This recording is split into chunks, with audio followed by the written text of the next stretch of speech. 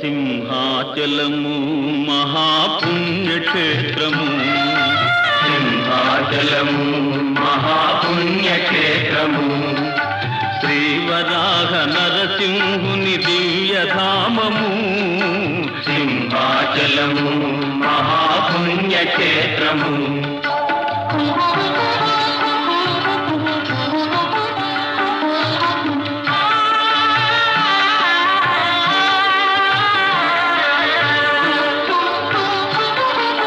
ప్రహ్లాదుడు వేడగా శ్రీహరి కరుణించగా, ప్రహ్లాదుడు వేడగా శ్రీహరి కరుణించగా, ద్వయ రూపాలొకటిగా